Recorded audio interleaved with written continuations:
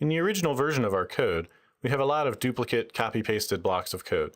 In fact, there's too many of them to simply list on a PowerPoint slide, so we're going to use a commercial tool that there's a good free version of as well called Atomiq. Now, in the interest of full disclosure, I actually own the company that produces Atomiq, so take anything I say with a grain of salt because I'm biased, but also realize that there is a free version of this tool that you can use, and it's really simple and easy to get started with it. Let's go ahead and see how we can apply this tool to find some duplication. So when you first run Atomiq, the first thing that you're going to need to do is open up the project that you want to use. Then you can create a new project where you specify the folder that you want to use, the types of files you want to look at, what the similarity is in terms of the number of lines of code that should be similar for it to pick it up. And then you can exclude certain files where there's going to be a lot of repetition because, for instance, designer files are often generated code, so you can ignore those.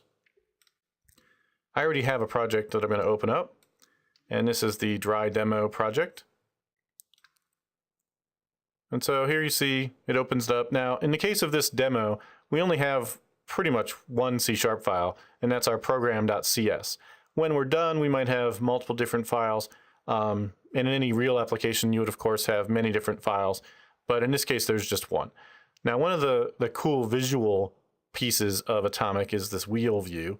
And unfortunately, with only one file, it makes a pretty little diagram, but it doesn't really show you quite the same value that you would get if you had many files. The way this works is we have all the different files arranged around the outside of the ring, and then these two items here represent different files, and then each one of these is a line running from one file to another. Now in this case you can see they all are running around the outside because they're all communicating from one file to that same file. And so you see each one says same file. I'll show you a real application and what this would look like when I'm done here. Looking at our code, we can see these are all the duplicates that it found. There were 28 blocks and 88 lines of code total with one file. And now we can go and explore our code. So we can auto hide this, get us a little more room. And we can see that this section of code right here, where we're saying using my connection, connection string, my query, this is repeated, and it's repeated in multiple times. So each one of these lines is showing us a different location where that's repeated. And then down here we can see those two blocks and how similar they are. Now in this case they're identical, but Atomiq will also detect sections where the code isn't identical, but it's very, very similar. And over here we can explore and see other areas where we found duplicate logic. For instance, when we're adding our parameters, that's duplicated as well. And each one of these we can see here what the duplication is that was found. So in this case you can see that the use of run date and shipper name was the same in both of these instances. Let's take a look at what Atomiq would show us for a real application. I've loaded up the nService bus application. Let's reanalyze it. I've set the similarity length to 6, which is the default for Atomiq. We'll say OK, and it'll analyze the files.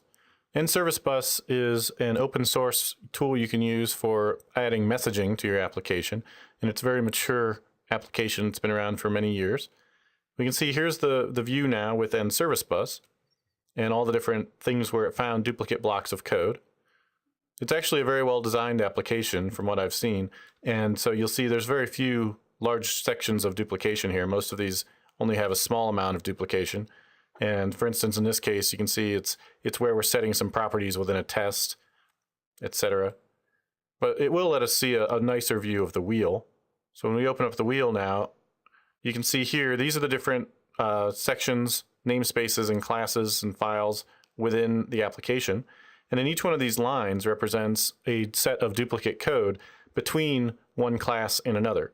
So here you see that we've duplicated code from the nhibernate tests and the Saga persisters nhibernate tests. Both of those are coming out of test projects, so we're probably not too concerned with that duplication. These types of views here represent same file duplication, just like we saw within our original app. But overall, what you want to avoid is a lot of lines passing through the center of the wheel. And if you have a little bit of these running around on the outside, where they're duplication within the same file, especially if they're inside of a testing folder, it's not a huge concern.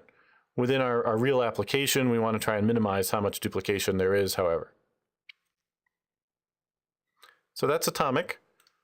Again, there's a free version you can get, or it's I think it's like $25 or $30 or something if you buy it. And it's a nice tool that you can run in order to look for duplication within your code.